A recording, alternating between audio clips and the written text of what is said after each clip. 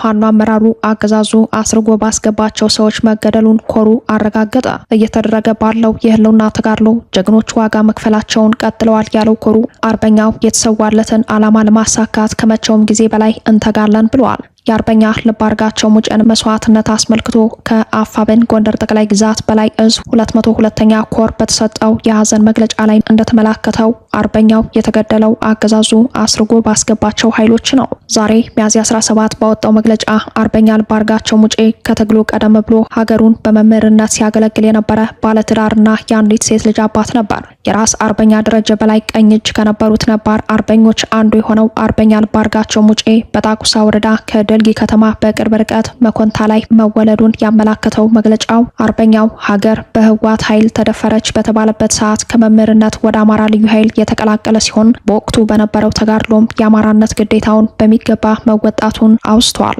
በመቀጠል የአማራ ልዩ ኃይል በተበተነበትና የህልውና ትግሉ በተጀመረበት ወቅት ወደ ተወለደባት ጎንደር ጣቁሳ ወረዳ በመምጣት ከነራስ ደረጀ በላይና ከሌሎች የትግል አጋሮቹ ጋር በመቀላቀል ቀጠናውን በማደራጀትና በመምራት አይረሴ አሻራውን አሳርፏል ያለው ኮሩ አርበኛ ልባርጋቸው ሙጬ ዘመናዊ ትምህርትን ከወታደራዊ ሙያ ጋር አጣምሮ የያዘ ደከመኝ ሰለቸኝ የማይል ታታሪ ጓድ እንደነበር ምሁራዊ አቅሙን መስክሮለታል። ከትግል አባቱ ከራስ ደረጀ በላይ ጋር በመሆን የጣቁሳ በረሃማ አካባቢዎችን ለማደራጀት ብዙ ዋጋ ከፍሏል ያለው ኮሩ በበጌ ምድር ክፍለ ጦር ስር የምትመራውን ጣና ብርጌድን በማቋቋምና በመምራት ደልጊ፣ መንኮታ፣ አሲን፣ ድኩል አርባ፣ በግመንከር፣ አሊ ሰፈርና መሰል ቦታዎች ላይ ከፍተኛ ተጋድሎ በማድረግ የውጊያ መሪነት አቅሙን እንዳሳየ ገልጿል።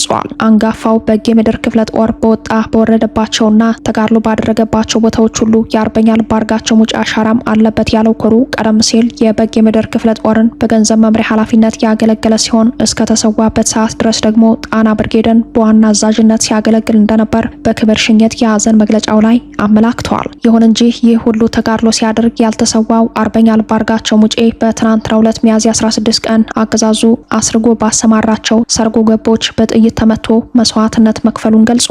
አርበኛው መደበኛ ስራውን ሲሰራ ውሎ ከድኩል አርባ ተነስቶ ወደ አሲን በሞተር ጉዞ እያደረገ በነበረበትና ቀጠናው ሰላም በነበረበት ሰዓት ለተልኮ ሰርገው በገቡ ኃይሎች በተጣለ ደፈጣ መስዋዕትነት ሊከፍል ችሏል ያለው አፋብን ጎንደር ጠቅላይ ግዛት በላይ እዝ 202ኛ ኮር አርበኛ ልባርጋቸው ሙጬ የተሰዋለትን ዓላማ ለማሳካት ከመቼውም ጊዜ በላይ እንተጋለን ብለዋል። ኮሩ ይህንን ቢለም የአገዛዙ ሰርጎ ገቦችን በተመለከተ በጉዳዩ ላይ ተጨማሪ መግለጫ ከመስጠት ተቆጥበዋል። ቀጠናው በአማራ የህልውና ትግል ውስጥ ከፍተኛ መስዋዕትነት የተከፈለበት ነባር የትግሉ አመራሮች የሚገኙበት እንደመሆኑ መጠን አሁንም ሰርጎ ገቦችን የማጽዳት የቅድመ ደህንነት ጥንቃቄዎችን ማድረግ በተለይም የፋኖ አመራሮችን ከመሰል ተጋላጭነት አደጋ መጠበቅ እንደሚገባ ተጠቁመዋል።